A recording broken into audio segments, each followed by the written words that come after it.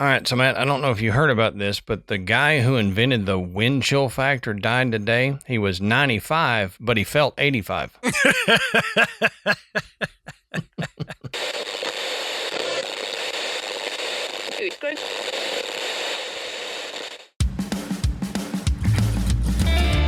Good evening, everybody, and welcome to the Graveyard. Thank you for joining us tonight. My name is Adam. And my name's Matt. Now, pull up a tombstone or settle into your casket and get comfortable because this is Graveyard Tales. All right, everybody, here we are again. Matt, how you doing tonight, brother? Hey, I'm good, man. Good. I'm good. I'm sitting here. I'm looking. I'm working on my posture. Yeah. If I go back and watch us, by the end of the show, I'm like down here. Yeah. Yep. I do that too. I've been trying to work on my posture just normally, like sitting in the living room or walking with shoulders back. Yeah. But I've realized here I hunch more because I've got the mic right here and I'm coming into the mic and then I want to get down to the mic. So I need to set the mic like up here or something. So I'm reaching up for it. I keep adjusting mine because I'm like, I'm going, It's like I adjust my chair. I'm like, what the heck is wrong with me? Right.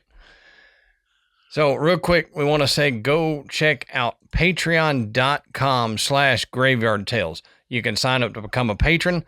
You can sign up for one of our 3 levels. If you just get that QR code there, if you're watching the video, it'll take you right to Patreon. But we've got the 3 different levels. We got a 1, a 5, and a 10. And all of the levels get a bonus episode a week. So every week after we do the main episode, we record a bonus episode. And we put one of those out every week, even on dark weeks.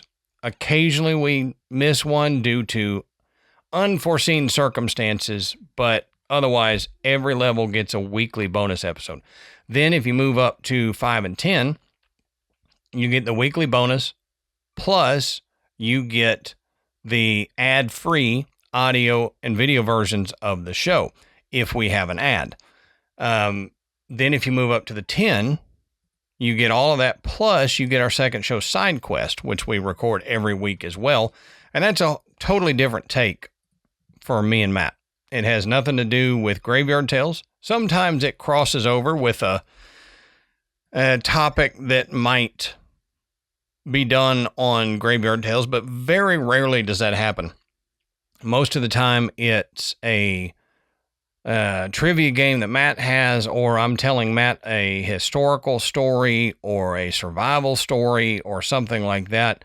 And it just, if you were hanging out with me and Matt and talking, that's what you would get. Yep. We've done gross jelly beans. We've drank weird sodas, so we've had guests, which we need to do guests more. I'm going to just start pulling random people in from Walmart. That should be interesting. But go over there, patreon.com/Graveyard Tales, and sign up to become a patron. Also, if we have an ad that week, we will have the code and the link in the show notes. So go down there, check out our sponsors. That helps bring them back to Graveyard Tales because they realize you heard about them from us. So on that note, Matt, that's all I got. So why don't you tell us, what are we talking about tonight, brother? Okay.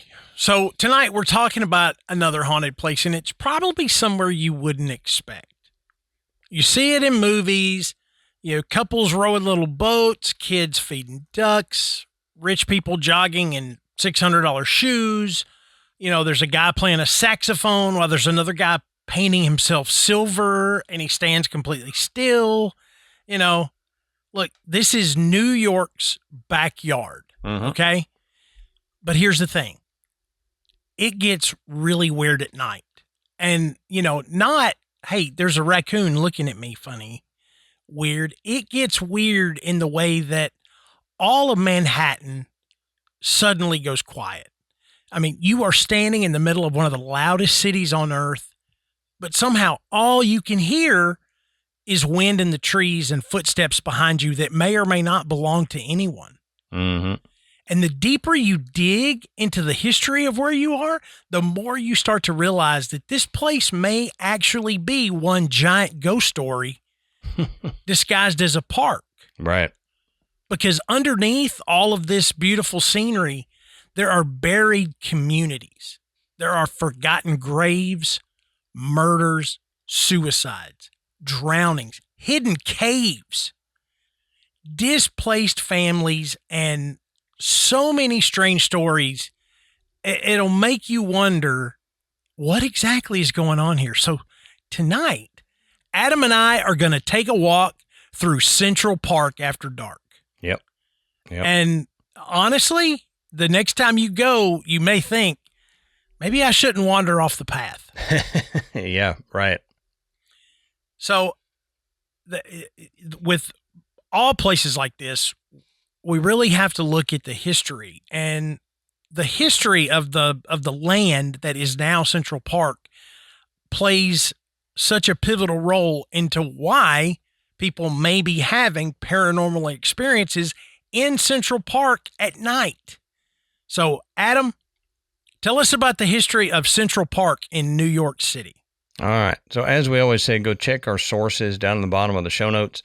You can find where we found all this information. Everything we talk about tonight is sourced and referenced down there in the bottom of the show notes. So just scroll down. You can find all the links. Now, Central Park is one of the most remarkable public spaces in New York City. It's a 19th century planned park in Manhattan created to give New Yorkers a large public green space and built through one of the city's biggest public works projects. Its history stretches from early planning in the 1840s and 1850s to major redesign, decline, and restoration in the 20th and 21st centuries. And that long history makes the park far more than just a stretch of trees and lawns in the middle of the city. It's a landscape shaped by ambition, displacement, design, labor, and reinvention. Now, the push for a great park began as New York City grew rapidly and became more crowded, polluted, and built up in the mid-1800s. So they were seeing, hey, it's getting crowded. We need some green amidst all this concrete. And city leaders and civic reformers wanted a large public landscape where people of all classes could find fresh air and recreation, and the state approved land acquisition in 1853. In many ways, Central Park was imagined as a cure for the problems of the modern city: congestion, smoke, noise, and the lack of open space. But the place chosen for that vision already had a complex human landscape of its own. That's right. So that, that ties in a lot into what Matt's going to be talking about. But the park site was not empty wilderness. It contained rocky hills, marshland, farms, small dwellings, industrial uses, and communities, including Seneca Village, a predominantly African-American settlement that was displaced by eminent domain. That detail is essential to the park story because the creation of this celebrated public space came at a very real cost to the people already living there. So what was Seneca Village? Let's look at Seneca Village real quick. Now, Seneca Village was a mostly African-American community that existed on the land that later became part of Central Park. It began in 1825 and grew into a small, middle-class neighborhood with homes, churches, a school, and burial grounds. It was demolished because the city used eminent domain to clear the land for Central Park. So the residents were forced out in 1857, and the city then tore down the buildings to make room for the new park. Seneca Village was one of the few places in the 19th century New York where black families could own property and live with some safety from discrimination and overcrowding that they faced elsewhere in the city. Its destruction was framed by officials as serving the, quote, greater good, but it displaced a real established community. The village included about 50 homes, 3 churches, a school, and burial grounds, like I said, by the mid-1850s. After demolition, very little of the community remained visible, and historians still know only part of what happened to many former residents. That loss sits beneath the park's beauty like a buried layer of history, easy to miss unless someone stops to ask who was here before the lawns and paths. Does this not remind you of like Lake Lenore and all that stuff? Yep. You know, these areas, haunted lakes we've talked about. Yeah, where they flooded an area that was a neighborhood that had people living there, and just like Seneca Village had graveyards, you know, had churches, you know, had history. And through eminent domain was taken over. Yeah.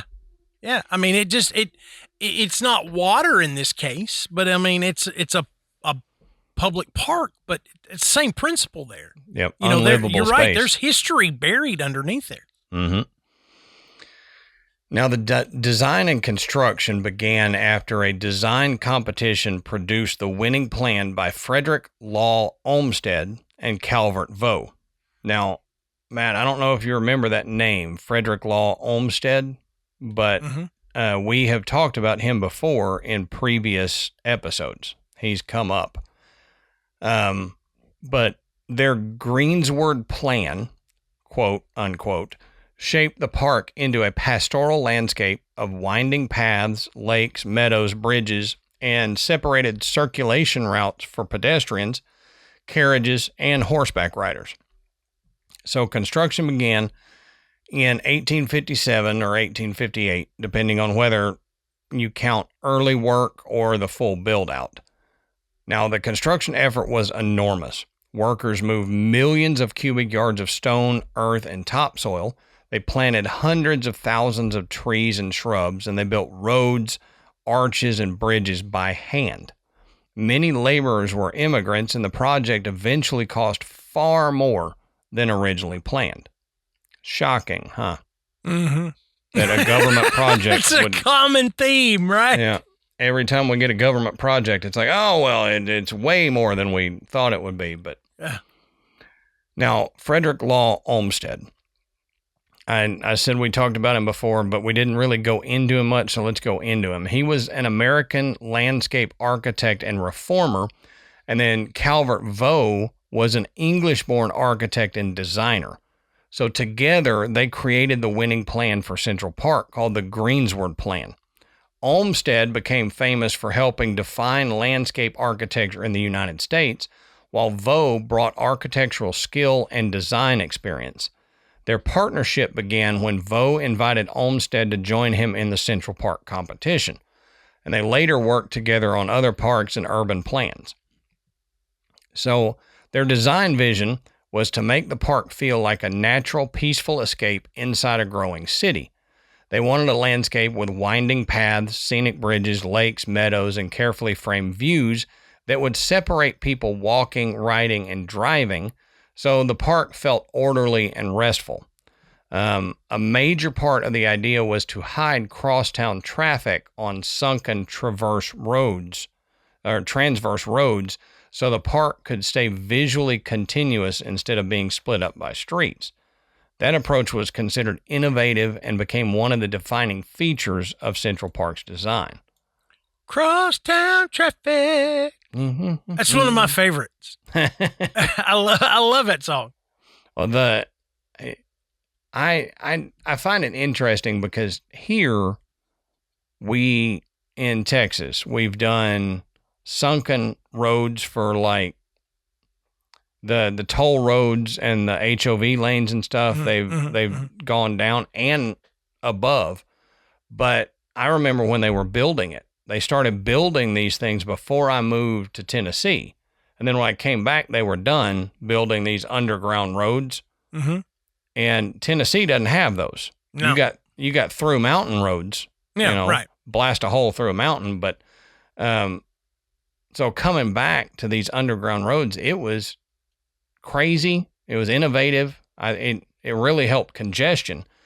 I think Nashville needs to do that, but y'all sit on so much limestone, I don't think y'all could. Man, yeah. It'd be like, you think blasting through a mountain's hard. tried digging through all this Stickum rock. Right. You think construction on Briley takes forever? Just wait until you try to put an HOV lane underneath it. So how long do you go under in these roads? Is it like just a big long tunnel? Some of them are tunnels. Some of them, it's actually a scoop out. So you're open top, but you're down below the, like say 635 that goes along. Then the HOV lane cuts off and goes down below it a ways. So you go under some bridges and you're in like a valley that you go around and through. So it's pretty interesting. You can go from below the interstate to then coming up and over the interstate, and it's just interesting. Yeah. Really confusing when I moved back. The idea of driving through like a really, really long tunnel, it makes me nervous. I'm like, every time I'd be like nervous. My car's going to break down and I'm going to be in this tunnel. Yep. I don't know why that would creep me out, but it does. Well, I tell you, we don't have as many closed in tunnels as like when we go to Florida. Sometimes if we take a different way, there is a long tunnel that you go under a lake. Yeah. To get. Oh yeah. That creeps me out because I'm like, what if it springs a leak? Like the channel? Yeah. That goes under the English Channel? Yeah.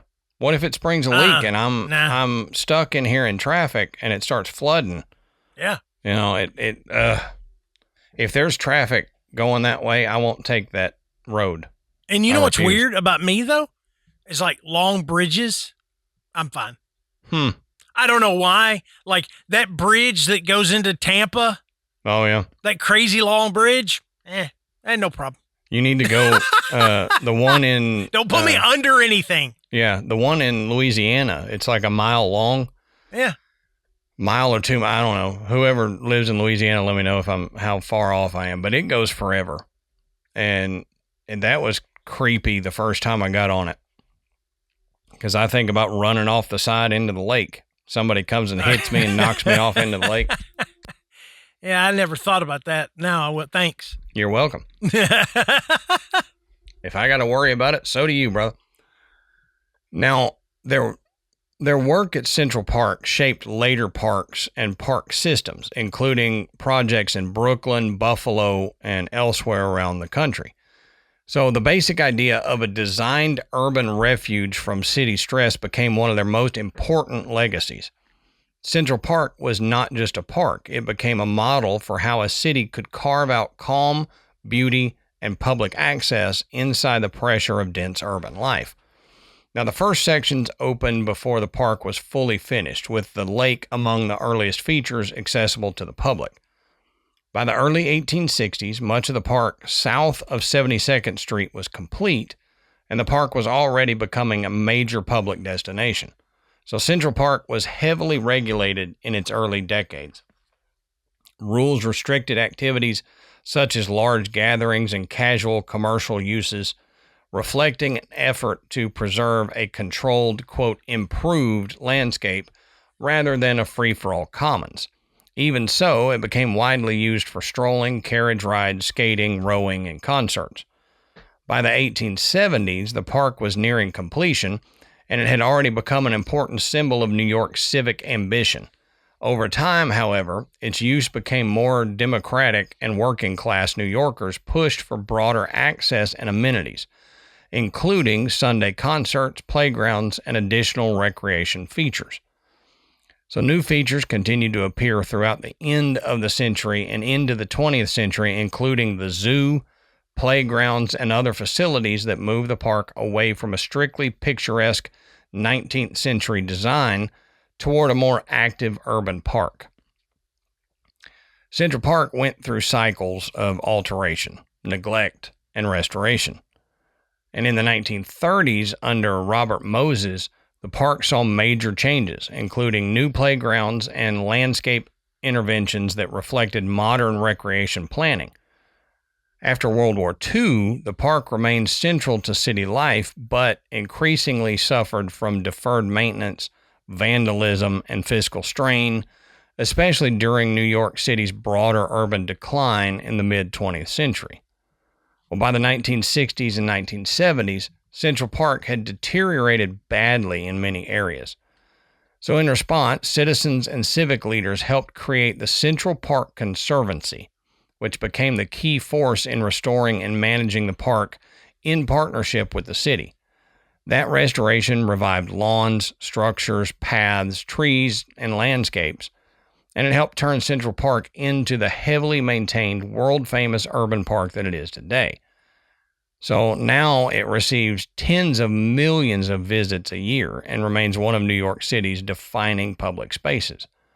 Can you imagine, Matt, a park near you getting tens of millions of visitors a year? No. I would hate that. I would hate that. No. Now, yeah, it's too much traffic. Right.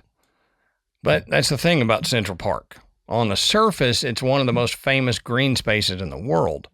It's a place built for beauty, for escape, for the people of New York to breathe a little easier in the middle of the city, because there's oxygen being pumped out from the trees instead of the buildings, so they can breathe a little easier that way. But underneath all of that history, the history is a lot heavier than most people realize. Mm-hmm. There were communities there before the park, families, homes, lives. And when the park was built, a lot of that was pushed aside and buried. And maybe that's why Central Park feels the way it does after dark. Because places don't just hold stories, sometimes they hold on to everything that happened there. The laughter, the loss, the construction, the silence, all of it. And in a place this old, this layered, this crowded with memory, it's not hard to understand why people have spent so many years telling stories like Matt's going to touch on here in a second. So, with the history now done, let's head into the darker side of Central Park. Okay, so as Adam mentioned at the top of the show, one of the most important and honestly the saddest parts of Central Park's story is something a lot of people have never heard of, and that's Seneca Village.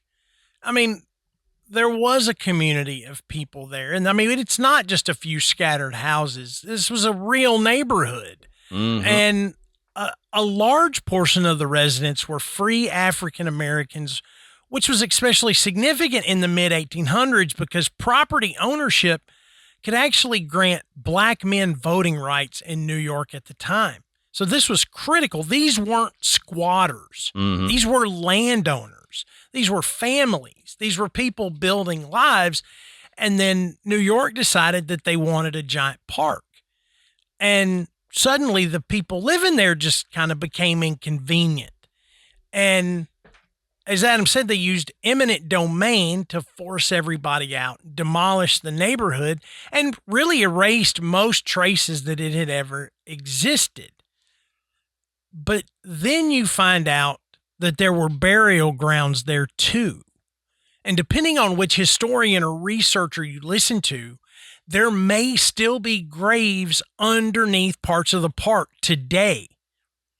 Now, like we've talked about in some of these flooded towns, they made efforts, or at least they claim to have made efforts, Mm-hmm. to remove and relocate those deceased individuals. We've seen that though with Right. lakes and stuff too. And So it didn't necessarily go as planned, whereas the people that were hired to do so either halfway did the job, or just neglected it, and there were still many, many graves left. I don't think that at this time in history there would be any reason to assume that they did a bang-up job at moving and relocating all of these graves. right. Okay? And, that's naturally led to a lot of paranormal speculation. Visitors and paranormal enthusiasts have reported feelings of unease around the former Seneca Village area, like cold spots or shadow figures, or that classic somebody is watching me feeling. And look, we always try to separate folklore from fact on this show, but honestly, if there's anywhere in Central Park that feels emotionally haunted, it would be here. Mm-hmm. Because sometimes the haunting isn't a ghost. It's not a sheet floating around going, ooh. It's the history that haunts the area and the memory of a place that just refuses to disappear. I mean, honestly, if I got kicked out of my home so rich people could power walk through a fake forest, I'd haunt the place too. Right. I mean, totally. And I would especially haunt joggers. Oh yeah. Yeah. Cause like I said, if you see me running, there's something chasing me. I'm not, so if you're just out running, I'm coming after you. Mm-hmm. I'm going to give you a reason to run. It would be a toss up for me between joggers and the bikers that ride in the middle of the street. Yeah, exactly. I get on your left. Yeah, ride in the street, that's fine, but move over when a 2,000-pound vehicle is coming your way. Let them pass, and then you can get back over. Right. Jeez. Right. But, speaking of fake forests, let's talk about the Ramble. The Ramble is probably the creepiest part of Central Park. Is there a man there? Is he the Rambling Man? Yeah, the Rambling Man. He was born that way. I love it when I can pass off a baton to you and you just complete that race. I love it. But the Ramble is a heavily wooded section filled with twisting trails, dense trees, and rocky outcroppings, hidden corners and paths that suddenly seem to lead nowhere. Which means the designers of Central Park apparently sat down and said, you know what Manhattan needs? A serial killer maze. That's what they need. Yeah. Okay. Yeah. And everyone signed off on it. But at night, the Ramble becomes genuinely unsettling. The city noise fades away. The pathways get darker. And because everything twists and curves, you can never really see that far ahead of you, or behind you for that matter. People have reported hearing footsteps following them, or whispers in empty areas, or movement in the trees. And that overwhelming sensation that someone is nearby, even when there's no one there. Now, skeptics would say that's just your brain reacting to isolation and darkness, which, we've seen before. When you go in your basement with the light on and you're knocking around and you find what you're looking for, but then you race to the steps when you turn off the light. Mm-hmm. It happens. It's your brain telling you, as soon as that light goes out, there's something down here that's going to get you, even though you're standing in the middle of the room with nothing there but you. Same place you were with the lights on. Exactly. And there was nothing around you, but all of a sudden now there's 15 serial killers coming at you because the lights went off. Exactly. So there's a lot to be said for your mind playing those kind of tricks on you. And, there's probably a lot of that happens. But to counterpoint that, no thank you.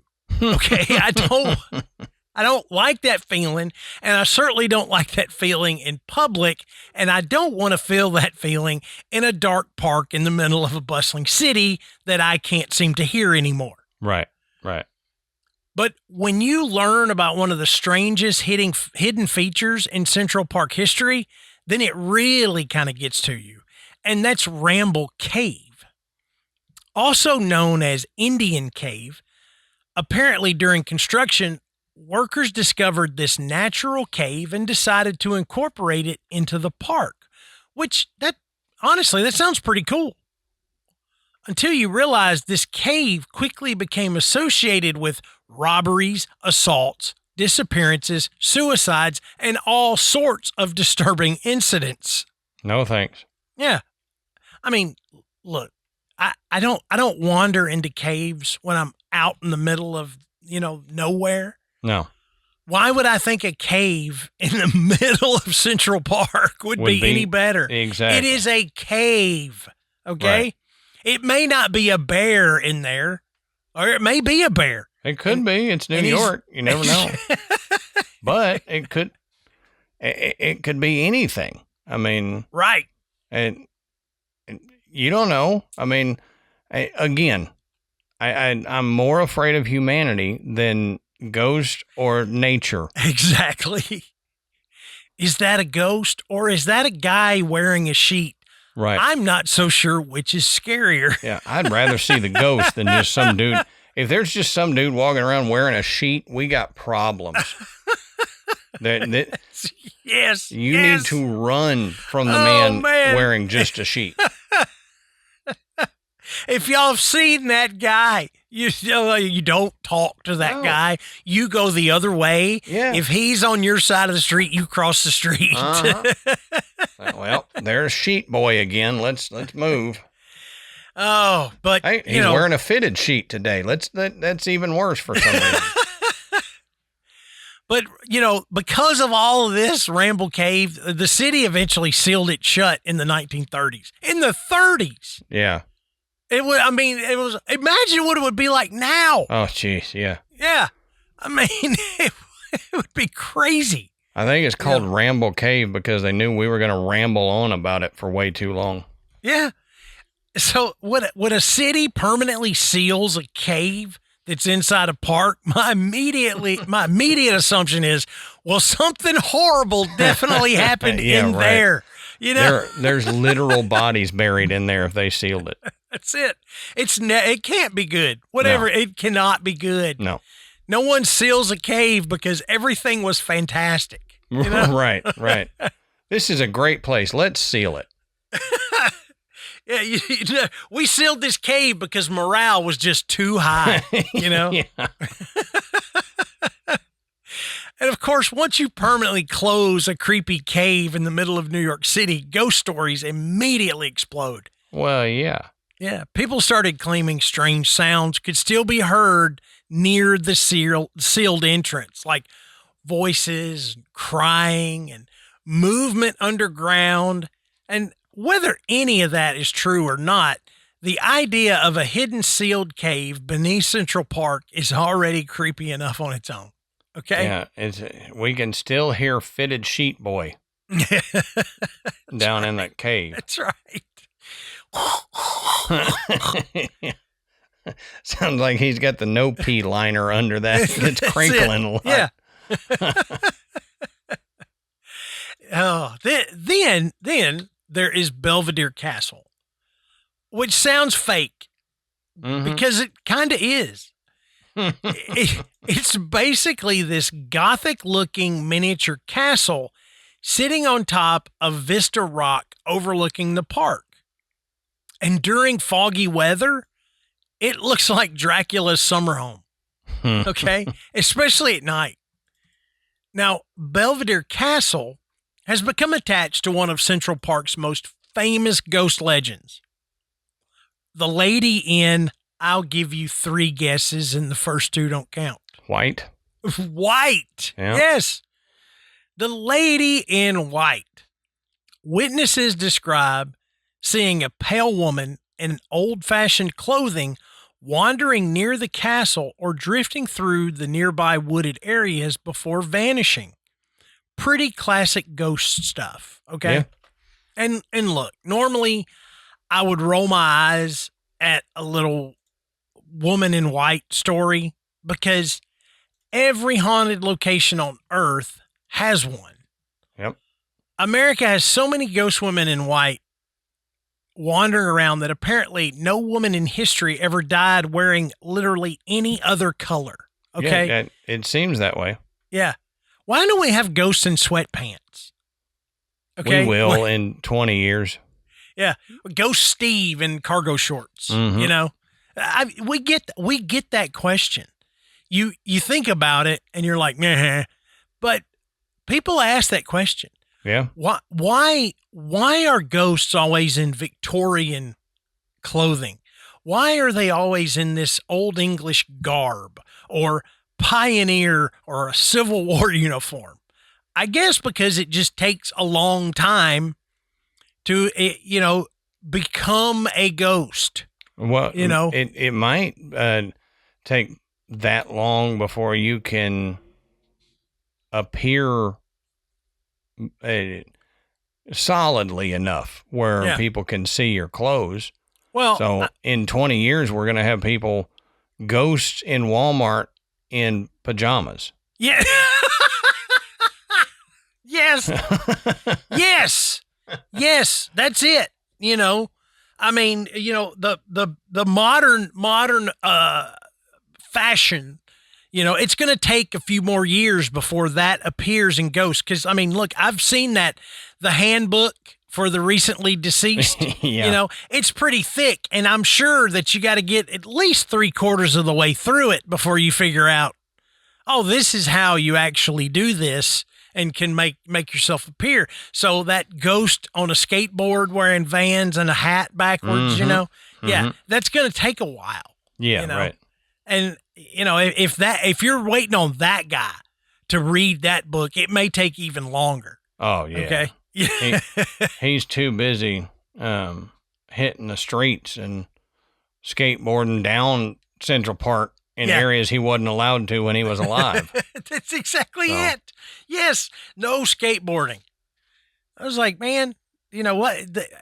You see those signs in the weirdest areas. No skateboarding here. When I used to skateboard, those drove me nuts because you'd go, what? I'm just trying to cross this area to get to, like, I'm a chicken in a road. I'm just trying to get to the other side. There is nothing here for me to grind on or jump off of, but you've got a no skateboarding sign here. As somebody roller skates through the same area. Yeah, rides a bike and knocks over 3 children from their bike. And you're like, why can't I skateboard here? But even with all that, I will say Belvedere Castle absolutely has got the atmosphere for this. Fog rolling through the trees, old stone walls, the sounds of the city echoing in the distance. I mean, you could tell me literally anything haunted. You could say anything haunted that place, and I'd at least consider it, for a minute. Now, nearby, you've got Bethesda Terrace and the Angel of the Water statue. Now, this is one of the most beautiful spots in the entire park.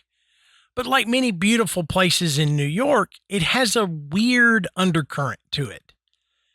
People have reported hearing unexplained voices in the arcade tunnels beneath the terrace. Some claim they've seen figures standing near the fountain late at night before disappearing. Others talk about strange echoes and disembodied laughter. And that could all just be the acoustics, sure. But acoustics become significantly less comforting when you're alone at midnight. There's nobody else to make this noise. Right. Doesn't make it much better. Yeah. And everything becomes paranormal when you're tired enough. Mm-hmm. At 2 a.m., I could hear my refrigerator make one weird noise, and suddenly I'm ready to call a priest. Okay. And I've been there. We bought a new refrigerator. It makes all kinds of noises. And it made one the other night that just about shot me bolt upright in bed. I'm like, what was that? Dude, we had to get a new fridge a while back, and we got one that makes the ice balls for whiskey. The first time that dropped those balls into the container, I about crapped my pants. Because they just drop it into a plastic holder. So it went bang, bang, bang, bang. Dude. Yeah. Oh my gosh. So when Adam bought this is completely off topic, but when Adam bought this refrigerator, okay, he told me about that they got the one that made those ice balls. Mm-hmm. Okay. And they're big. They're about, whether those like whiskey balls you put in a whiskey. So, it's pretty good size, like a racquetball. Yeah. I was a little jealous because I'm like, I want a refrigerator that'll do that. Well, so it turns out that our refrigerator died in December. right before Christmas. And so we had to go buy a new refrigerator.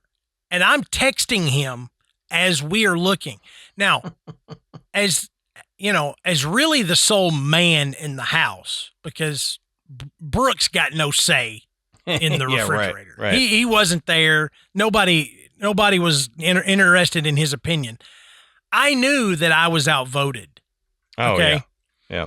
But it actually came down to that refrigerator that makes the ball ice or the other one. And I must say, as cool as it would be to have that ice, the one we got, it is amazing. The one we got instead, you could either get the ice ball or the one, it has a middle drawer, its own section. You've got the refrigerator, and then you got the freezer below, and then you have this drawer in the middle. Mm-hmm. And you can make this drawer do whatever you want. You can make it a refrigerator. You can make it a freezer. Yep. You can adjust the temperature all the way. Yep. And when you pull that drawer out at our house, it is like we've robbed a convenience store. There is canned drinks like you wouldn't believe. We have every kind of canned drink you can imagine. Mm-hmm. There's energy drinks. There's Coke. There's, whatever, ginger ale. There's, my oldest, Truly seltzers, which I would never touch. Those are all hers. There's a beer section in there. I mean, it is the coolest thing to have this extra drawer. So I finally had to concede that we made the right call with the drawer, because I was like, I think I would have gotten bored with the ice balls after a while, but it was kind of cool. Anyway. Well, I'll be honest with you. I don't use them as much. Total tangent for this. I don't use them as much as I thought I would, but well, I know. Look, we bought the Ninja Creamy after you told me we got one and we didn't use it as much as we thought we would. And now I can say we don't use it as much as we thought we would. Yeah. It's cool, but it's a lot of prep work, to make sure that you can actually use it. It sure is. When you realize you want to make something with it and you should have done it last night. Yeah, we run into that all the time. But I don't want it on Sunday night. I want it on Saturday night. Yeah, I want it tonight. That's the problem. Okay. Back on track. Our refrigerators are cool and they make crazy noises. Yes. So, okay. Now, the waters at Central Park, they have their own reputation. Okay. The lake, Harlem Mere, all of these waterways scattered throughout the park. And over the decades, there have been accidental drownings, suicides, recovered bodies, and violent crimes all connected to the water, which that, of course, feeds paranormal stories. Oh, yeah. Visitors have reported hearing splashing sounds with nobody there, cries for help, phantom rowboats appearing in heavy fog. Now, that's a different one. That's new. And most of those, they've got to be urban legend, especially the rowboat one. I'm sure there's a fantastic story or stories attached to seeing a phantom rowboat. Yeah. Now, the cries for help thing, we've heard that before, okay, with other things that maybe aren't so urban legendy. Yeah, that's something trying to trick you. Don't fall for it. Yeah, because if especially as a parent, anything that will make you run to the water is hearing a child cry for help and splashing. I mean, any parent will run, no matter what it is. It doesn't have to be your child. You will bolt. Mm-hmm. And sometimes, as we've learned, there are things that know that and will lure you in by doing just that. For sure, yeah. So, I don't know. The rowboat, probably urban legend. Cries for help, not so sure. But Central Park has seen real tragedy.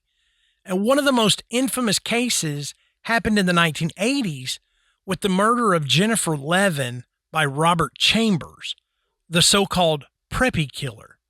Then there was the Central Park jogger case.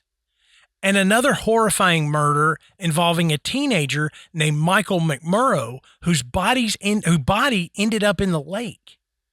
So when people talk about Central Park feeling off at night, they aren't imagining the darkness that hangs over this place.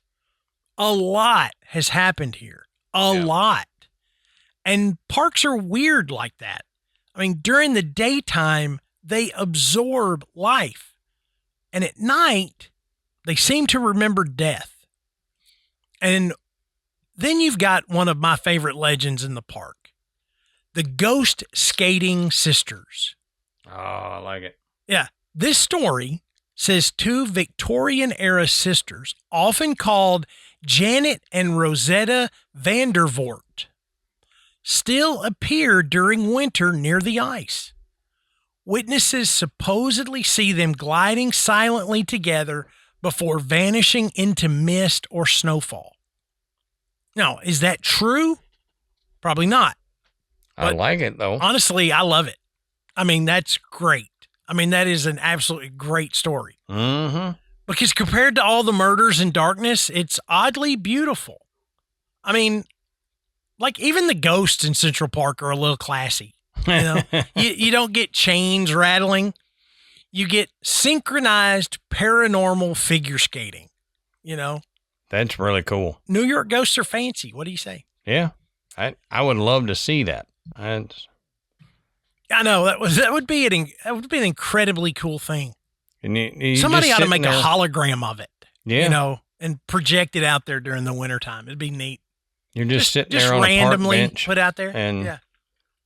It all of a sudden it gets a little foggy, and next thing you know, you see these two twin sisters skate by you and then disappear as they get past you. You're like, I don't know whether to be scared or in awe. That was cool. Yep.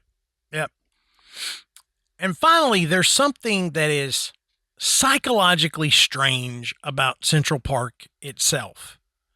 And the fact is, it's artificial. It is completely designed.